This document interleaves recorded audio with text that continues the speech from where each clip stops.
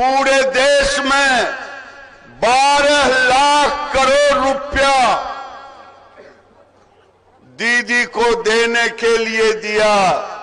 ममता बनर्जी केवल हमसे 20,000 करोड़ रुपया लिया और वो आपके खाते में पहुंचा रहा है या नहीं? अगर बीजेपी की सरकार आएगी तो सेल्फ हेल्प ग्रुप की दीदी को लाखपति बनाना चाहिए कि नहीं? दीदी बनाना चाहिए कि नहीं?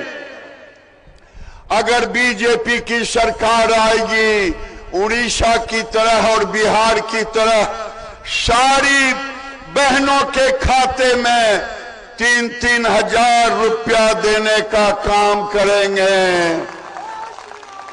कौन कौन इसके पक्ष में है, जरा हाथ उठाना। ममता दीदी, तुमने महिलाओं पर अत्याचार किया है। आज बिहार में, बंगाल में भी जब सरकार आएगी तो हम इनको पैसा देंगे 3,000 रुपया। मैं आपसे पूछना चाहता हूं, क्या बांग्लादेशी मुसलमानों को यहां से बाहर करना चाहिए कि नहीं? क्या बंगाल को बांग्लादेश बनाना है?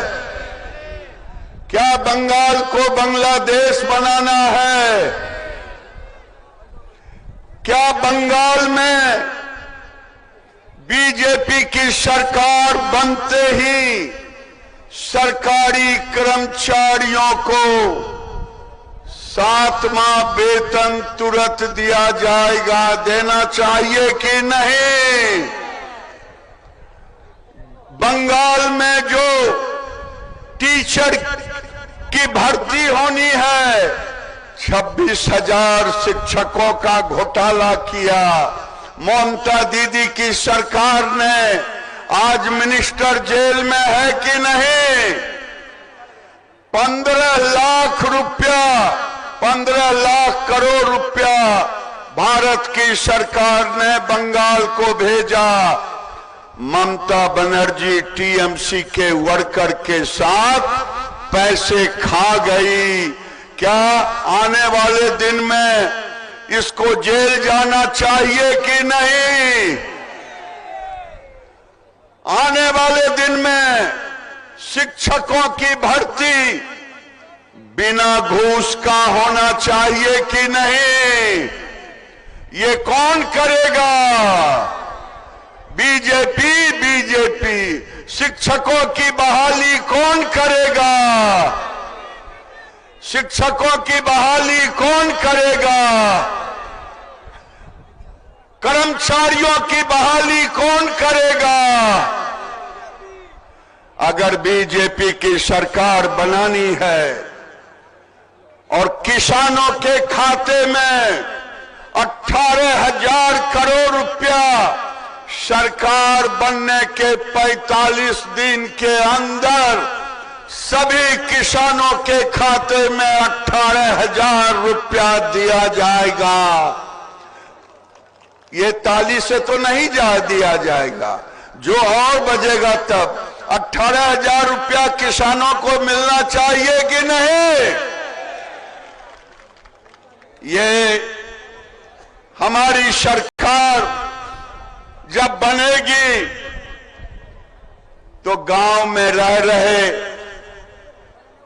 सभी लोगों का 5 लाख तक का इलाज मुफ्त में होनी चाहिए कि नहीं? बोलेंगे तभी पता चलेगा। 5 लाख का इलाज होना चाहिए कि नहीं? अगर मैं कहूं हर पंचायत में अस्पताल छोटा बनना चाहिए कि नहीं? ये वेलनेस सेंटर हम बनाएंगे, नर्सों की बहाली करेंगे। आने वाले दिन में पीएम किसान के पैसे भी किसानों के खाते में जाएंगे। जन धन योजना से खाते में पैसे जाएंगे। आज ममता बनर्जी आज चिल्ला रही है केवल एसआईआर एसआईआर, लेकिन कुछ बोल नहीं रही है कि बंगाल में पूरे देश में सबसे ज्यादा बेरोजगारी क्यों है। इस सरकार को हटाना चाहिए कि नहीं? बेरोजगारी दूर करनी चाहिए कि नहीं? ये ममता सरकार भ्रष्टाचार और बांग्लादेशी मुसलमानों के बल पर ये टिकी हुई है। मैं मोदी जी की सरकार में मंत्री था, ठीक ही कहा शुभेंदु दा ने। 100 दिन का मनरेगा का पैसा हमने लूट से बचाने की पूरी कोशिश की शुभेंदु दा के कहने पर। गरीबों का घर मिलना चाहिए कि नहीं? मोदी की सरकार आएगी तो गरीबों का घर बनेगा। और दूसरा जो अमित भाई ने कहा है, सुन लो कान खोल करके टीएमसी के गुंडे, अगर हमारी अगर नहीं सरकार आ रही है, तुम कहां रहोगे? उल्टे टांग दिए जाओगे। तुम्हारी गुंडागर्दी समान उल्टे टांग दिए जाओगे।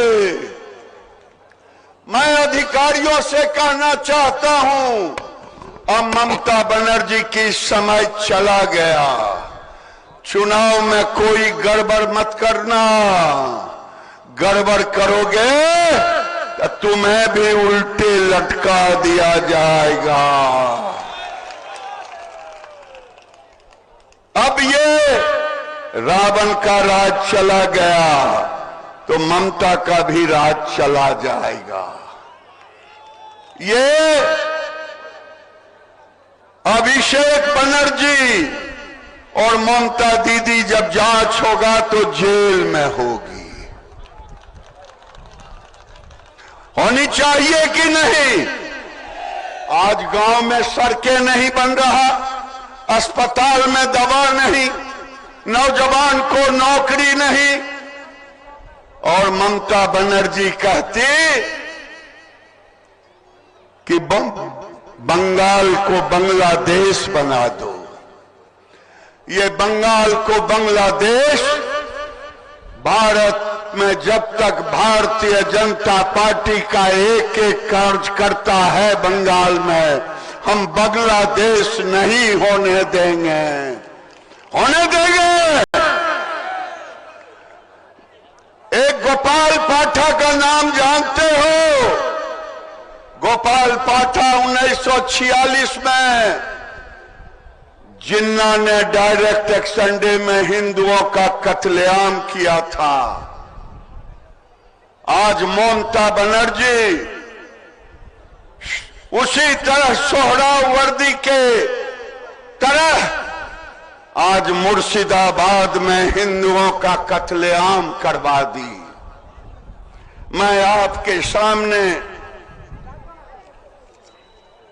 दो बात कह के अपनी बात को विराम दूंगा और ये कहूंगा कि आपको संकल्प लेना है ममता सरकार की खात्मा के लिए, बंगाल के विकास के लिए।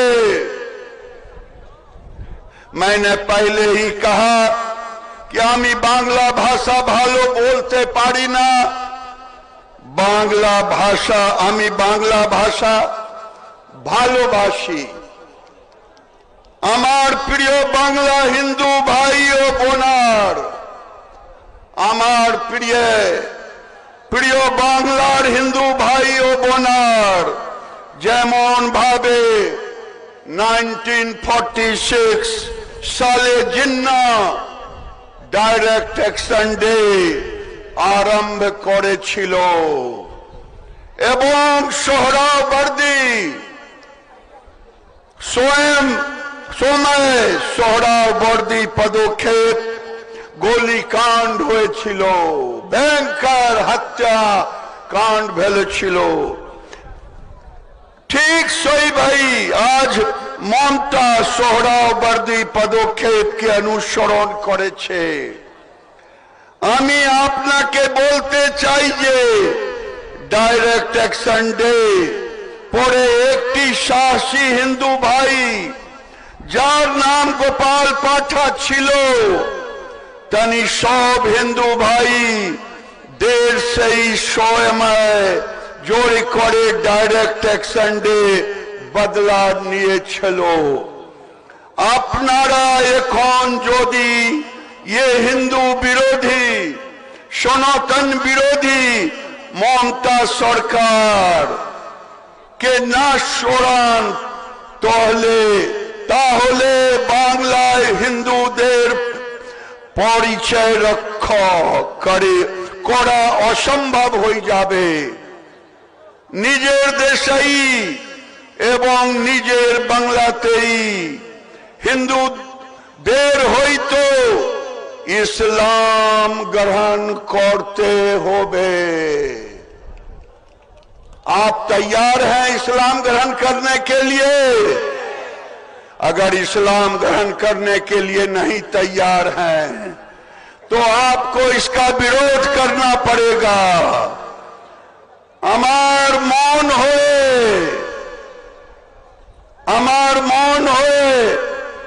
আমাদের প্রিয় বাংলাকে বাঁচাতে হলে প্রত্যেক বাড়ি থেকে এক একটা গোপাল পাঠা তৈরি করতে হবে। নিজের জন্য না হলেও নিজের ছেলে মেয়েদের ভবিষ্যতের জন্য পরিবর্তন প্রজন্মের উজ্জ্বল ভবিষ্যতের জন্য আপনাদের হিন্দু বিরোধী মমতা সরকার কে গোড়া থেকে উখড়ে ফেলার যেন সংকল্প নিতে হবে। আমার সঙ্গে বলুন, হিন্দু বিরোধী সনাতন বিরোধী মমতা সরকার কে গোড়া থেকে উখড়ে ফেলার কাজ করবেন তো? बहुत बहुत धन्यवाद।